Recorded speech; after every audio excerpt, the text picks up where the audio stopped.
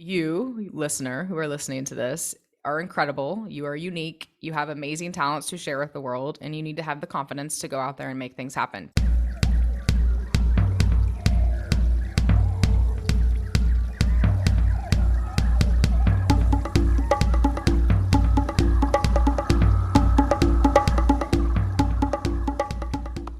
Hello, welcome back. Welcome back to the Wild Business Growth Podcast. This is your place to hear from a new entrepreneur every single Wednesday morning who's turning wild ideas into wild growth. I'm your host, Max Branstetter, founder and podcast producer at MaxPodcasting. And you can reach me at max@maxpodcasting.com to save time with your high-quality podcast. This is episode 18060. That's not a number. 186. And one of these days I'll get the number right. But today's guest is Mandy McEwen, a.k.a. Mandy Mod Girl. Mandy is Mandy Mod Girl. She is the founder and CEO of the award-winning online marketing agency, Mod Girl Marketing. And she is an expert in all things online marketing, especially LinkedIn training and consulting. In this episode, we talk the Mod Girl marketing story, how I almost call her Maudie. Mandy carved out her own path and truly does what she wants to do. How to talk to strangers online in a non-creepy way, which I really could use myself, and how to relax as a business owner.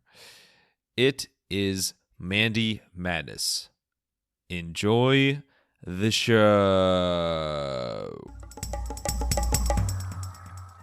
Alrighty, we are here with Mandy McEwen, who already has my heart because of the alliterative first and last name. So bravo, Mandy. I know that was all you're doing. It was, thanks. You did really, really well. But you know her from, you've probably seen her all over social media, but Mod Girl Marketing, just an awesome top-ranked marketing agency and just a big name, very valuable in the social media and online marketing space. Mandy, thanks for joining. How you doing today? I'm good. Thanks so much for having me, Max. Of course. And while I do like that your first and last name start with the same letter, that's not the only reason you're on, but it's a pretty big reason. So I've always been jealous of that as somebody with different initials. Yeah. But we're going to get into the Mod Girl marketing story as well as the online marketing space. But before that, I saw that you not only studied abroad in Spain, but you also, one of your majors in college was Spanish language and lit. So first of all, can we do this whole thing in Espanol? Oh, yeah. That was, let's see, how many years ago? No, thanks. Well, the only Spanish word I remember is Espanol, so. Oh, well, I guess I got you beat on that then. Quizás.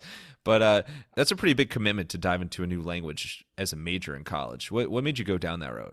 Yeah, I've always just been kind of an overachiever anyway. So it's like anything that's difficult, like throw my way and I want it. Like I'm weird. I'm one of those weirdos where like my brain has to be like overstimulated and challenged at all times or I'm just not happy with my life. So that started at a young age. And I don't know why, honestly. I loved Spanish class in high school. I was like, yeah, this is fun. But I wanted to be a bilingual school psychologist. So I majored in psych and Spanish. So I was a double major.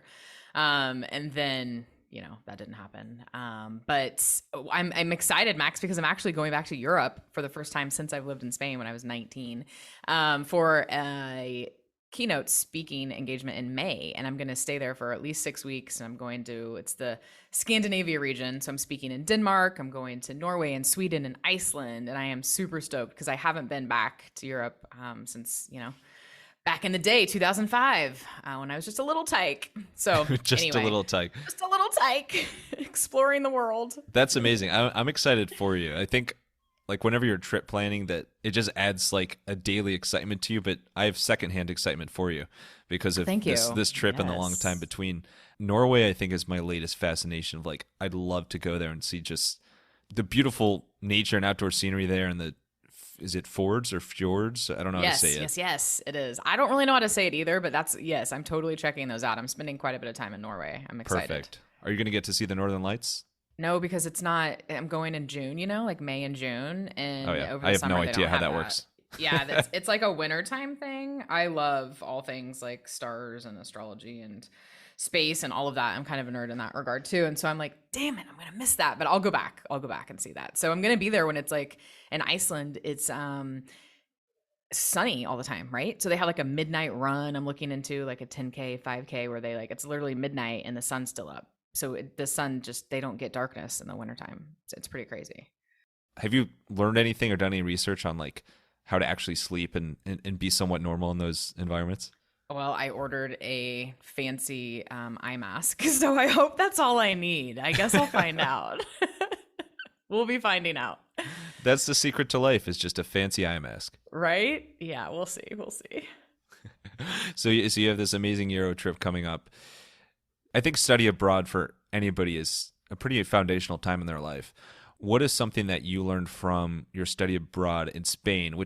What was the name of the city? Because it was Santiago de Compostela. So northwestern Spain, and Galicia was the region. Okay, I couldn't remember the full name. So Santiago is much better, but yes, it seems like a really cool city. What's the biggest thing that you learned or kind of grew as a person from your time there?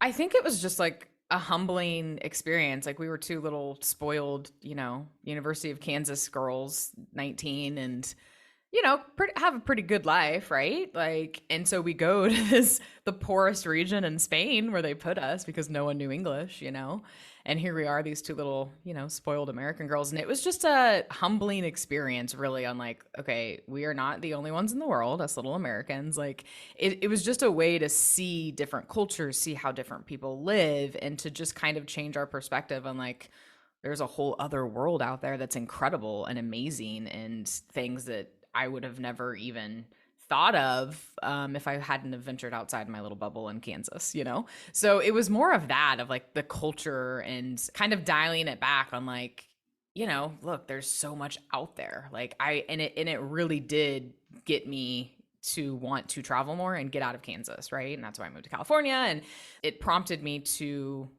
learn more about people too. So I was also a psychology major. So I've always been infatuated with people, in the mind and relationships. And so that also, I think, helped catapult me into what I'm doing today, is because I'm so intrigued with meeting different people and different cultures and seeing different viewpoints and different lifestyles, right? And so that kind of started my, I don't know what the word is, love for just people in general, and different types of people and how they live and how they interact and relationships and all the things.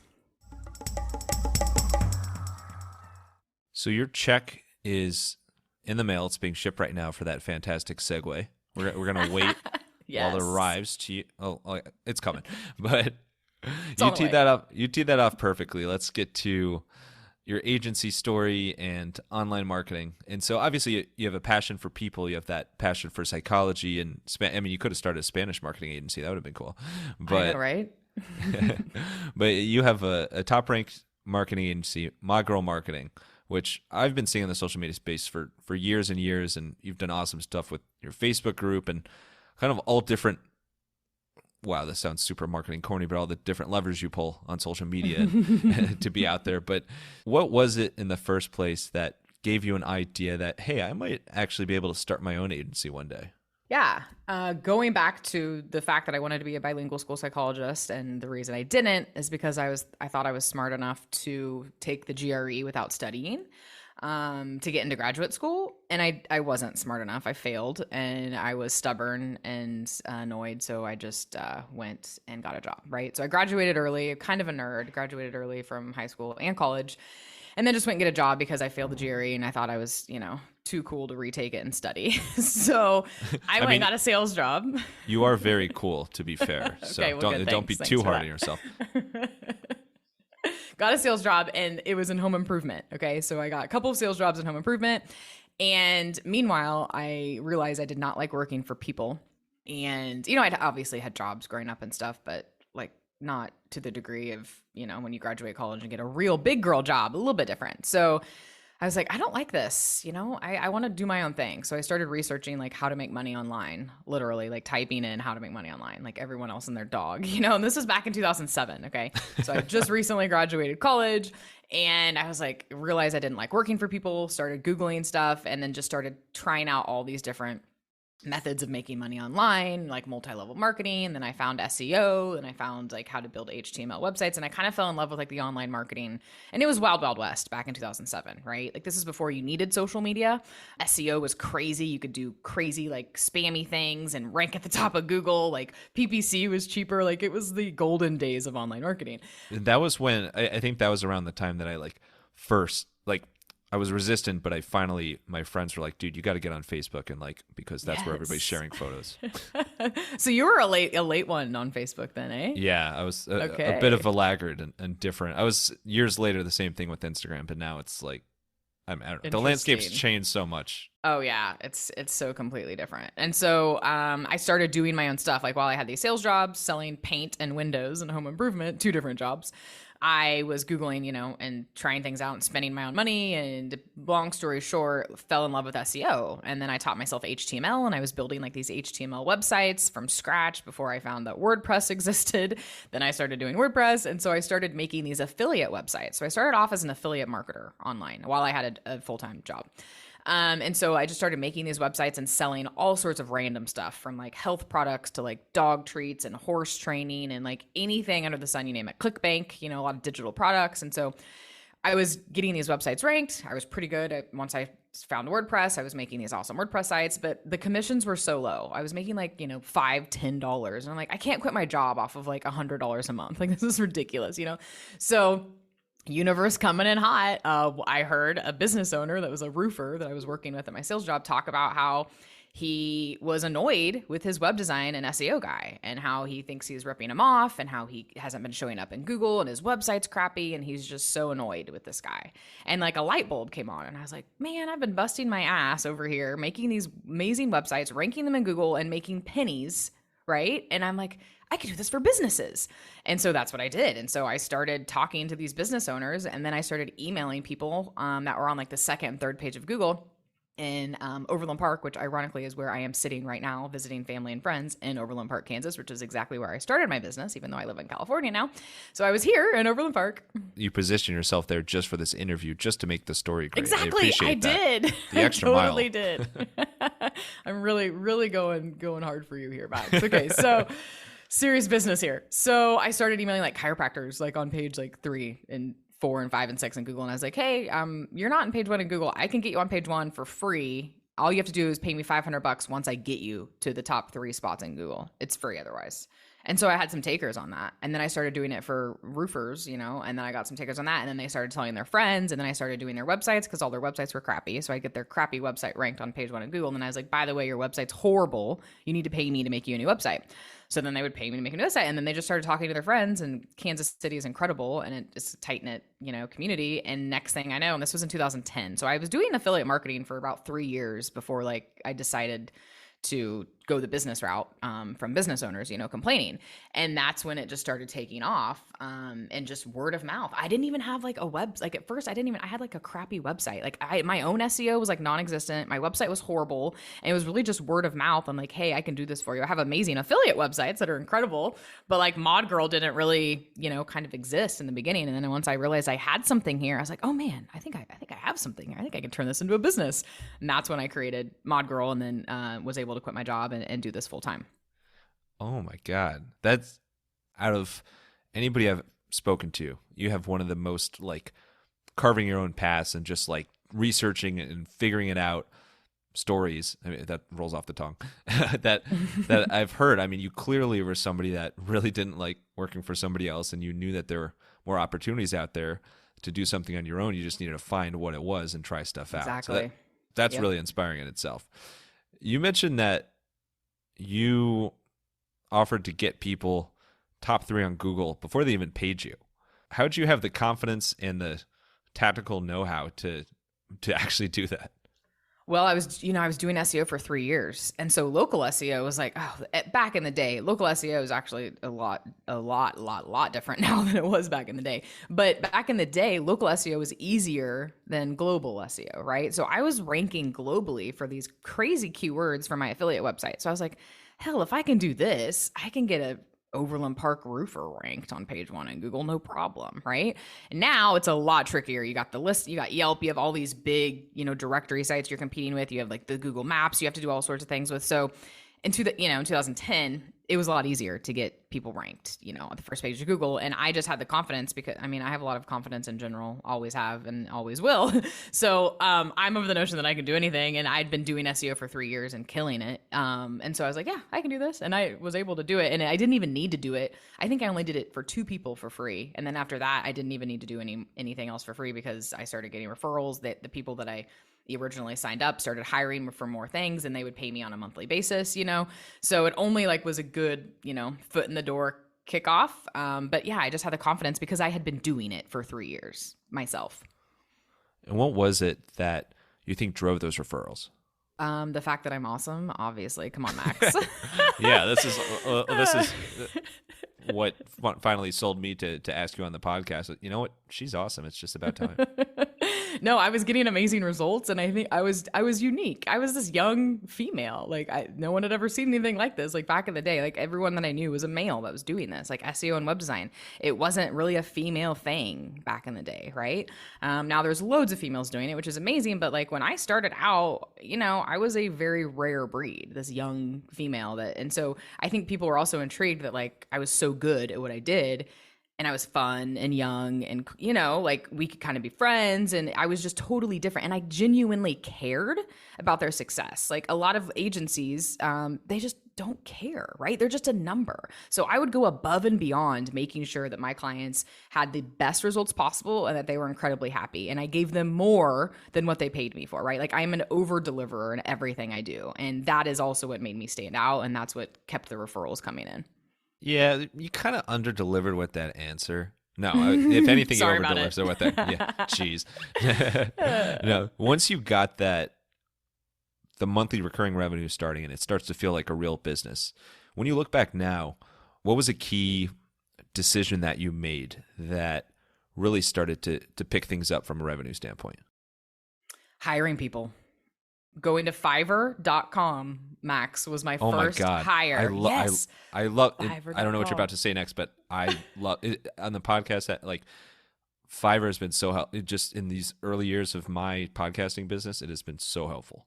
Yeah, I love Fiverr. I've always loved Fiverr, right? And it gets a lot of, smack talk from a lot of people. But if you know how to use it, then it's amazing. And back in the day, it was really amazing when it first started because there was a lot of quality people on there. Now there's a lot happening. You got to kind of find the good ones, but right. With reviews and stuff. I think that's the key is you got to spend the time. You got to commit that time to actually find the right people and yes, and test it out a little bit before you go all in on somebody.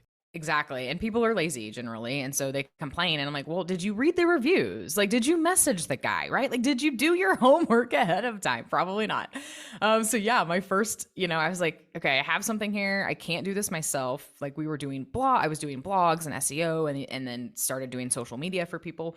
And I was like, I got to hire someone. So my first hire was a writer from Fiverr, and she worked with me for 5 years. And then my second hire was a social media gal from Fiverr that I ended up hiring full time several years ago. And so I started building a team and outsourcing and then white labeling, right? So I would find other agencies to help do some of the SEO backlinking for me. And so that's really what started this, okay, this is actually becoming, a business now with now I need to step up my game because I'm hiring people and I have to pay them. So let's get serious. Now I can focus more on sales. Now I can, focus more on my own marketing. And so I think that luckily I hired people soon. Thank the Lord. I very quickly, after my first maybe 2 clients that I had on retainer, I was like, yeah, I'm not doing this all myself. This is too much. Yeah. I mean, unless you want to stay up all night, every night and have no time on the weekends or anything. Right. And I already work a lot, not doing execution. So I can't even imagine, right, doing all that myself because it's a lot of writing. And we're organic, we've always been an organic marketing agency. We've done ads and stuff in the past for people, but historically, for 15 years now, makes me seem old, I have been specializing in organic online marketing, which takes a lot of time and resources, as you know, and so you got to have people to help you with that. Otherwise, like you said, you're not going to sleep. You said the first 2 roles that you Fiverred and then eventually hired for where writer and someone on the social media decide, oh my God, I got ahead of myself. Decide. Social media side. How did you decide to focus on those areas for help right off the bat? And what's funny is and this is what I tell agencies all the time, is project manager should be your first hire always. Like, you need someone to deal with the clients. And my social media gal ended up being like the social media / project manager that would, handle things with the clients and kind of like an account manager / project manager as well. But yeah, how I decided that is because I don't have time to write. And I've always enjoyed writing and I was pretty good at it even in high school and college. And I'm a decent writer, but it's not realistic for me to write all my content for my clients, back in the day when I started. Obviously it isn't now, but especially when I first started, I was like, I have to hire a writer because I don't have time to write all this. And I don't call myself a professional writer, like I never have, I never will. Like I'm a marketer and an entrepreneur and I can write fine, but I'm not like calling myself that. And I have to hire like an actual professional, like a content writer. Like this is what they do for a living. Like this is what I need, instead of my clients getting Mandy copy, which is fine. It does the trick, but like I'm stepping up a notch. Exactly. So that is why that was my first hire. And then, but project manager should always be agency's first hire because it just helps keep everything organized and streamlined, and it frees up so much of your time to focus on growing the business and not managing clients and managing projects. And so that Natalie ended up being my social media / project manager. And then ever since then, I've always made sure that I had enough project managers and people to help, keep things moving and keep taking care of the client and making sure that everything's getting results. When you made that first full-time hire, did you have enough revenue that you felt comfortable doing it? I did, but I'll tell you this right now. I don't have any. I'm the only full-time employee right now. I have all contractors now, so I have a much bigger team, and they work part-time. But I won't say I regretted that. It was a really good learning experience and decision and all of that. But I am not going to do that again until I am ready to hire someone to take over like my role, right? As like running, like not obviously my entire role, but like the running the business side. Like I'm not going to hire a full-time employee again until I'm ready for that. So I did have enough revenue coming in, but it was annoying because once you put someone on salary, which is what my experience, it changes things, right? And so I was so young and didn't really know what I was doing. And like, I didn't have the experience of having a full-time employee and giving her like, this is what you need to be doing. These are expectations. Like I take full responsibility for it not working out, because of that. And I was a little naive in how everything worked and just, payroll and taxes, like expectations of her role and what what I mean? There was just, something was lacking there. But again, I was super young, didn't really know what I was doing. And so it's just different. You have to have systems and processes in place. And I need someone to help me. Like I have to have an operations hiring person to help me next time this happens. Like I know my strengths and weaknesses now, and I know what I'm good at and what I'm not good at. And that is not one of them. I am great at, right? Is like managing that whole process of people and hiring and tasks and delegating and all of that. Like I need some serious help. So it was nerve-wracking, but it was a great learning experience. Just with the way my business is set up now, I don't need full-time employees. I have an amazing team of freelancers that are awesome and are happy with what we're doing. And once we get bigger and start, getting a lot bigger, then, I'm sure we can toss around that idea, but of more getting towards that, but it's just not necessary at this point in my business. And so I tell agencies this all the time. I'm like, do not hire full-time employees unless you absolutely are 100% sure that you need them to be full-time, and that you have enough revenue for several months, 12 months to continue paying them, right? And you have all the expectations. Otherwise, I don't think it's necessary in this day and age we live in as a digital marketing agency to have a team of full-time employees until you are rather large, and then you can go that route. Yeah. I'm talking over my words. I am totally with you. I mean, there's so many freelancers and contractors that are just amazing, and it makes sense for their business to help out multiple business, more than just yours as well. And so it's, I'm with you. I don't think you need to just have full-time hires in order to have an awesome business. I mean, you're living proof of that. Besides hiring in whatever form that may be, what else would you say was instrumental in growing Mod Girl over the years? Pivoting, being agile and pivoting. I have pivoted my business model. I don't even know how many times, dozen or more times since I've started in 2010, and we're going on year 12 now. I thought you were going to say since you started this interview. Like that's since I started this interview, yes, Preach. I've pivoted 12 times. But I would say just the agility and being able to like just roll with the punches and figuring out like what needs to happen and just completely pivoting and trying new things, and also like not stressing out when you have these ebbs and flows in your business and maybe things aren't working out the right way, and just knowing that it's all going to work out, and that's when you need to pivot and figure another thing out, and so it's just it's staying calm under those types of situations and knowing when is the best time to pivot, right? So seeing the signs, seeing what's happening in the industries, the changing in the landscape and social and just all the things, COVID. I mean, there's so many, points in my career that have caused me to take a step back and look at all the resources and time and energy that I'm putting into things, and then looking at what do I want to be doing? Like what makes me feel alive? Like what do I love the most about my job, and where do I see the most potential in blowing this business up to where I want it to be in a way that requires me also to have a life and not work 15 hours a day, right? So what does that look like? And so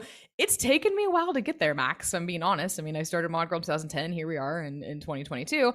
And I finally feel like I am in a place where I am doing 100% what I love with great margins and amazing clients, and every day is awesome and I love it, and I'm doing something specific on the LinkedIn and training and demand gen strategy front and speaking, and I'm finally like in a place where I'm like I think this is it. Like I think this is 100% what I need to focus on to scale, instead of all the trillion other things that I've been doing and still have in the background going on. Like you, right? I mean, you're in my Facebook group. You know that I have products for agencies, right? And I have memberships and all the things, but like I am a typical ADD entrepreneur. I told you in the beginning of this interview, like my brain has to be like challenged and firing on all cylinders at all times for me to feel alive and happy, right?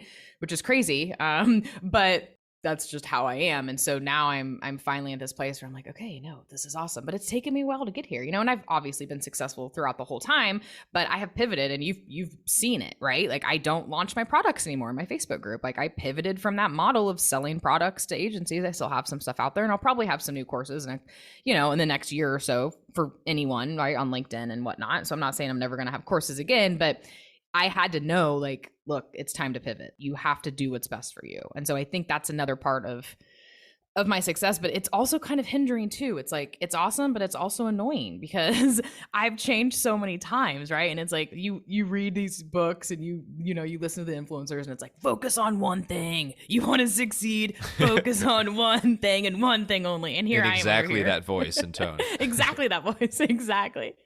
And so I'm like, yeah, I've tried a trillion million things, and I'm glad I did, because that's how I am. Like, I don't want FOMO, right?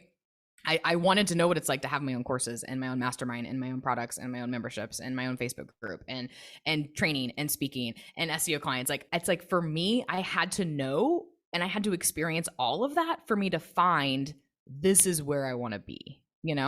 That's awesome. But it's taken me a while to get here. Of course, all the time I've been successful, obviously, but it has been up and down because of the pivots that I've made. But I'm happy, and like everyone's journey is so different, right? And I started out 100% on my own. I had no help, right? Like I was figuring this out as a young 22-year-old when I first started, like I didn't have investors. I didn't have a partner. I was a little tyke, right?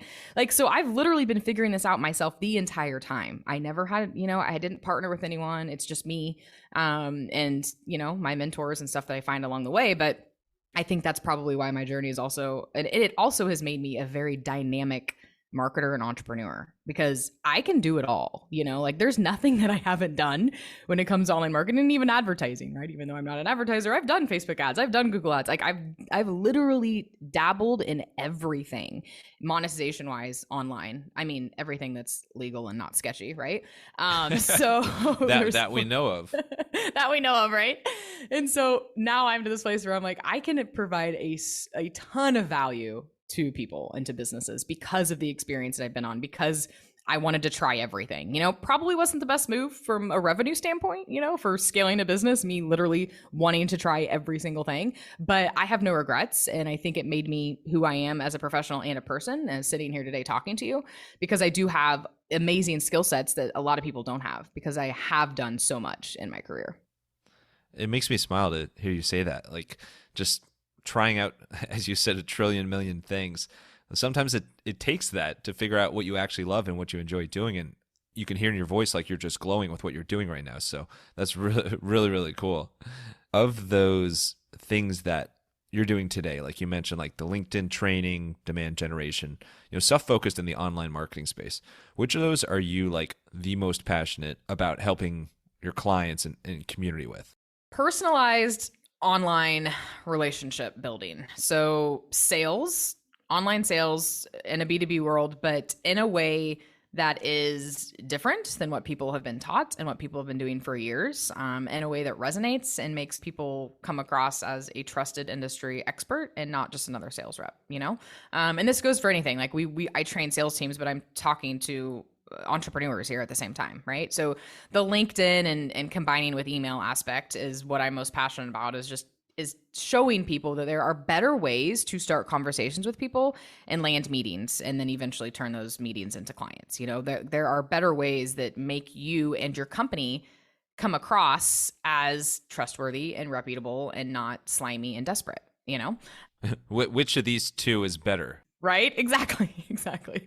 And so that's what I love. And I love showing people like live, right? Like that's what makes me feel the most alive, is when I am live, right? So when I'm on trainings and I'm training sales teams and I can work with them live in workshops and help them out and kind of show them like this is a better way of starting conversations. Why don't you try this? Have you tried this messaging? Have you asked this question? So it's just like a conversational sales really, but with in the digital marketing space. So it's funny because, primarily I've been 100% marketing, and obviously like I've obviously been in sales my whole life. So I'm saying that, but I'm saying like for my clients, I have just been providing marketing services for all these years. And just recently, because of LinkedIn and my passion for LinkedIn and the need for sales teams to learn how to effectively leverage LinkedIn, I am really focused now on sales teams and working with sales teams. And it's great because I do have a sales background and I think I'm a great salesperson. So it kind of works out, but I'm kind of training salespeople how to be mini marketers is really what I'm doing now, And so it's like retraining their brains, right? Like restructuring like their mindset of what sales is when it comes to online, because these businesses have been out of in-person, events and conferences for a while now, thanks to the pandemic. And so they're really having to focus more on online relationship building and landing meetings and demand gen and all the things, because they don't have those, they're not doing a lot of in-person stuff anymore. And so it really is getting salespeople up to speed on how to leverage marketing tools like LinkedIn, like email, in a way that resonates and builds real relationships that last. What's your favorite way to start conversations on, I don't know, I'm saying this so formal. What's your favorite way to start conversations online in a non-slimy way? I like to engage with people on social media ahead of time. And what I mean by engage is look at their content. So on LinkedIn, I like to go and look at if they're posting on LinkedIn. And so liking their post, commenting on their posts, doing it for one or two posts, waiting a couple days. A lot of times they'll go ahead and send you a connection request without you even having to do it, because they see you're engaging, which is a score, home run there. But if they don't, then you wait a few days, send them a custom connection request. Hey, Max, I loved your post on A, B, and C. I also agree that, X, Y, Z. And they're going to know that because you're the one that commented on the post, right?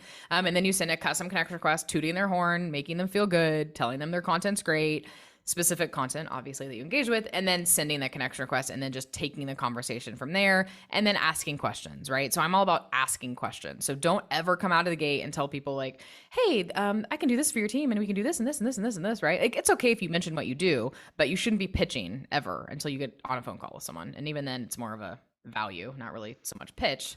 Especially if the first message is like 7 paragraphs long Oh with my gosh, a link and a right. survey, and So annoying. here's where you go for a blood sample, and Yes, for real though. Here's where you put your credit card and your social security number. Yeah, and so it's just being a human being. Honestly, Max, I tell people all the time, I'm like, just don't be weird. Like, just act like you and I are here in person, and we're just having a conversation. Like, how would you handle that? Like, you would start asking questions. Like, you would start the dialogue. You would say nice things about them, obviously, and you know, that is the first step. Is like saying, you know, making people feel good about themselves and their company, right? So you always want to say nice things about the organization and the person, like to get them, you know, wanting to actually talk to you. Everyone loves flattery, right?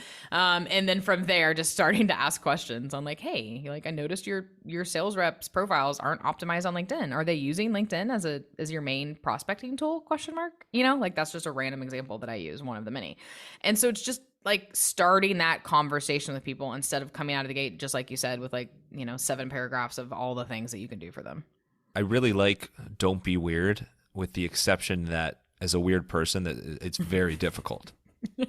You want to know what's funny? I have another training this afternoon, my last for a digital marketer workshop I'm doing on LinkedIn. And on Tuesday, I literally had that slide, and it was, Will Ferrell in, I don't know which one it was. I think, it was, Elf, where he's like, did we just become best friends? You know, so it was like, you sent me a LinkedIn connection. We just became best friends. And it was the Elf, you know, little meme. You know what? I do have to correct you just because I'm a huge Will Ferrell fan. That's from Step Brothers. That's Step Brothers. It is from Step Brothers? Oh my God, that's funny. Okay, well then it wasn't Close. me that did the meme wrong. But it was a picture of him from Elf with the Elf hat on? Just become best friends. Yeah, I'm pretty sure. Maybe it wasn't. Wow. See, now I don't know. I have so many Will Ferrell memes that I'm getting them confused. I thought you were going to say Old School and then Anchorman. Oh, Old School, yes. I do have Anchorman memes too throughout. And that's what I love training, because I make people laugh and smile, and I have like loads of glorious memes throughout all my trainings. It's so great. But yeah, it's funny because someone literally was like, well, what if you're weird? Like, what if you're a weird person in general? And I was like, okay, well, you know what I mean? Like, they said the exact same thing you did, Max, but what if I'm already weird? I'm like, okay, you know what I mean? Like, be your weird, cool self, but I can't help you if it's, because I think they were talking about, what if the other person is a complete weirdo in real life? I'm like, well, I don't know what to do about that then. Sorry. Match made in heaven. Right? Exactly. Hey, weird is cool. Not that I would know firsthand or anything like that, but being weird is it's pretty cool. If you want to be a little weird with your podcast, a little weird with your branding for your business, it can help you stand out, and I can help you do that. Hit me up at max@maxpodcasting.com. We can talk about all the weird stuff you want, maybe not all of it, and I can help you save time with your high-quality podcast. Email me at max@maxpodcasting.com to save time with your high-quality and possibly weird podcast. Now, let's talk how to chill out a bit as a business owner, because this shit is stressful. So let's switch weird gears a little bit, and get to inspiration and creativity. So this is more about you as a person, and you mentioned earlier that when you make these pivots, it's really important to kind of think through things logically, stay calm, maybe take a deep breath. What do you do to kind of, I guess, relax yourself or keep that calm feeling despite being a business owner who's, got a tough job? I practice meditation and gratitude. So that helps me a lot. So I'm constantly, before I go to bed and when I wake up in the morning, I'm thinking of 3 things that I'm grateful for that just happened to me in the last 24 hours. And then meditating, right? And those 2 things alone help me a lot. Just realizing like what is important. So even the gratitude thing, and like random things come up and I'm like, okay, well, I'm grateful for that because, I did make the pivot and I'm doing something that I love, right? And so it's just little things like that help. And then just being in nature. I love outdoors. That's why I moved to California. I've lived in California for 10 years now, and the weather is amazing. And I love going to Hawaii. I'm getting ready to go there in a couple weeks again. I was just there a couple months ago. And so being outside in nature is another amazing, like, creative inspiration tool for me. It's just like when a lot of ideas come to me is when I'm just outside enjoying, the beauty that is around us all the time, and just being grateful, like we're just a little speck here in this glorious world. And I'm so grateful to be here and doing what I love and helping people. And so it's just like that perspective of just slowing down, because I've been saying this throughout this whole interview with you, is like my brain moves 1,000,000 miles a minute, right? And so the only way I can get it to shut off are the things I just told you, is just like being outside, and being grateful and being in the moments. Otherwise it's just, you put me in front of a computer and it's just go, go, go. Like for 20 hours stop, I could just nonstop, get stuff done. But I need that time. I need the time to decompress. I need the meditation time. I need the time outside in nature and exercise. Like that's a big part of my life too. And when I also have creative ideas is when I'm working out, so I'm also very active and I try to keep up on exercise, and I love obviously working out outside. And so there's just a lot of things that I make sure that I'm doing to keep the creative juices flowing and to keep me grounded and on the right path. Because sometimes if we're just grinding nonstop and we lose sight of like why we're doing this in the first place and what we already have that we're grateful for, you just keep going down this path. You're like, what the hell am I doing? Right. And I would find myself doing that a lot, that's what's like, okay, I got to change here. And these things I'm telling you are fairly new in the past couple of years, the meditation, the gratitude. It's not like I've been doing this for 10 years. Right. But it has helped me tremendously to decrease my stress. I used to freak out. Like if I did a big launch in the Facebook group that you're in, right? If I did a big product launch and I didn't hit my numbers, I would freak out. I would cry. I would get hysterical. I would stress out. And I, I've grown a lot as a person and spirituality as well. And I don't do that anymore. Like I don't really get stressed. Like if something doesn't go away, I'm like, oh well, like move on, like go on to the next thing, like, and I know when I'm getting to that point where I need to take a break, I need to, go on a trip again. I need to go outside. Like I know my limits and I am in a much better place personally to where I can handle the stress, and so that was a long-winded answer to your question, but you got a lot more probably than you asked. It was actually therapeutic, so it's on brand for it. Okay, good.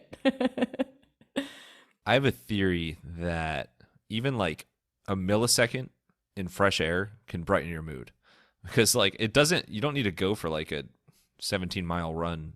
I don't know why that distance specifically, but 17 even or an Icelandic 10K, although I'm sure that will be awesome. Yes. But like even just like a short minute or two outside can, like, it's just such a good refresh, and I feel like helps your productivity for the next hour, multiple hours, so much compared to just like, all right, I gotta get the next thing done. I'm not even getting up for a sip of water. Like, totally. And that's one reason I love California, because I work outside all the time, like when I can. When I'm places, in places that are warm, like I want to be outside. So I'll take my laptop and I'll, put a little setup and I'll work outside, and I'm with you 100%. It just completely can change your mood. And then on the gratitude front, I really like this concept, and I think it's a good pick-me-up, like before bed. Logistically, like how much time do you spend thinking about each specific thing that you're grateful for? I almost said that you're gratitudeful. Yeah, it's really not a lot of time.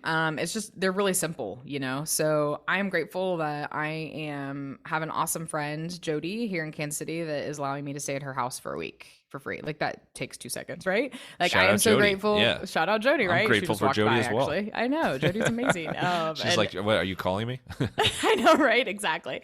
And just like I am super grateful for the client that I just landed today, because they are perfect, right? So I literally, it's like a sentence in my head, and it just comes off the top of my head, And sometimes it's 3, sometimes it's 5, sometimes it's more, and sometimes I'm like, okay, Mandy, that's enough. Like we got enough things you're grateful for. Go to bed now, right?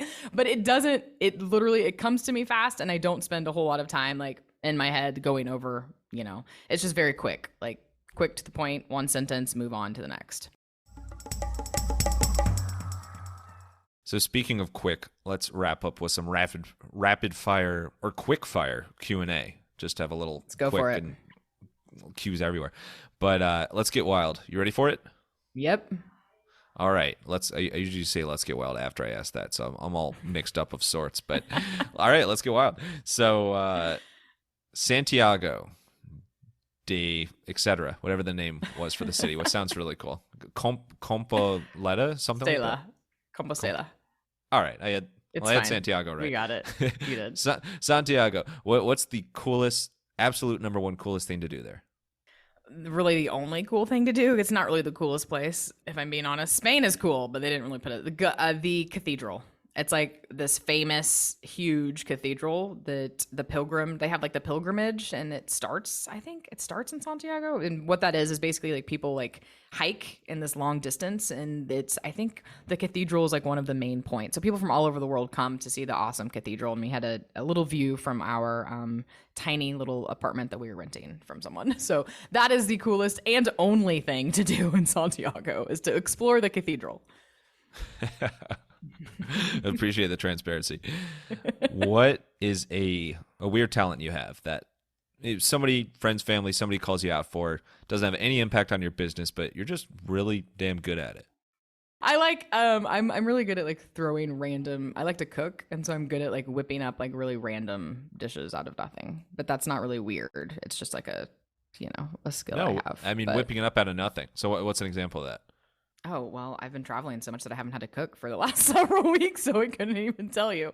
I can't even tell you an example, but just anything. Like I can work with whatever's in the refrigerator and try to make a masterpiece out of it. So, learn that from my dad. Mandy's Masterpieces cookbook coming soon. Except for when she's my on the good road. friends used to call me Chef on the Fly. That was my nickname, was Chef on the Fly. I like that. Yeah. So she's like, you need a YouTube channel, Chef on the Fly. I'm like, okay, girl. So that's a name. And then you went to Kansas. There's obviously like a fantastic basketball tradition there, and the environment at what's it called, Fog Island, is supposed to be one of the craziest. Allen Fieldhouse. Yeah, Allen Fieldhouse. I always thought part of me thinks the Rock Chalk Jayhawk chant is cool, and then part of it is like always a little weirded out because of the like monkish kind of old school vibe of it. And it was like something about it just makes me a little uncomfortable. I don't know what it is, but what is it like being surrounded by that chant all the time? It's amazing. I love it so much. I'm still like, Rock Chalk. No, it's great. KU is awesome. I'm actually surrounded by loads of KU Jayhawk things in this office. We're pretty big Jayhawk fans here in Kansas City. But no, it's I can't incredible. imagine why. No, I know, right? I can't imagine. It's just right down the street. 45 minutes ish. But no, it's awesome. It's just that environment. I don't think people are exactly falling asleep in the stands. Yeah, no. That's why I'm like, I'm a little bit older now, so I don't know if I'd be okay with people screaming in my ear at this age, like 20 years later. I don't know. We would have to see, but no, it's pretty fun. And then last one, you mentioned that you geek out about space and stars and all that sorts of stuff. What's the thing you find most fascinating about space in the universe, in that world? I guess that world sounds ironic. Otherworldly life, of course. That's what I'm infatuated with.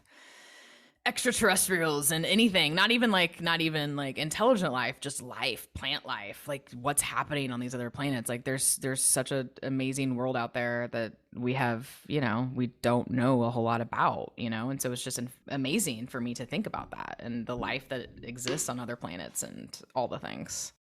It is amazing. I have to confess that my fiance Dan and I, at the time of this recording, we live in an apartment that has a skylight, and like one of my favorite things to do before bed is just look out and see if there's amazing. a star in the Yes. see if there's a star in the window in view. And it's just kind of, as much as you're stressed in the day to day or like whatever you were working on that day, it does put things in perspective how big things are and how small we are, and it's just pretty crazy. Yes, I love staring at the stars. It's one of my favorite things to do. So that is rad that you have a skylight. That's awesome. Thank you. It's we've worked hard to install. No, it was there. But Mandy, thank awesome. you so much. This has been absolute pleasure having you on and learning from me. you, and of course, and really, really appreciate your time and tips and stories. Where's the best place for people to connect with you as a person as well as your agency? Yeah, so I am active on all social media. Mandy Mod Girl is where you can find me. And then, of course, LinkedIn is my jam. So Mandy McEwen on LinkedIn. And then modgirlmarketing.com, you will find all the things. I have multiple websites and another brand, Luminetics, but modgirlmarketing.com is kind of the house of everything. So you'll be able to get to where you want to go from that. But I'm active on social. So whatever social channel is your favorite, find me on there. Happy to follow you back. And if there's anything I do to help you guys, feel free to reach out. I didn't know you were on social media. I know, right? Go figure. Crazy. Crazy. Awesome. That's perfect. Then last thing, final thoughts. It could be a quote, a line, just something short and sweet to send us home. Take us home here. Take us home here. Well, since we've been talking about confidence, I'm going to leave it on that. So just know that you, listener, who are listening to this, are incredible. You are unique. You have amazing talents to share with the world, and you need to have the confidence to go out there and make things happen. People do want to hear from you. Your voice is important. So have the confidence to go out there, start posting content, start reaching out to people, start making things happen, step outside your comfort zone, hop on video if you haven't before. So I just want to encourage all of you to have the confidence to go out there, put yourself out there, make things happen, and know that you can do anything you want. So you're saying there's a chance? Thank you so much, Mandy, for dropping the mic, sharing your awesome stories, tips on everything from confidence to not being creepy, which could be in the same ballpark in some ballparks. And thank you, wild listeners, for tuning in to another episode.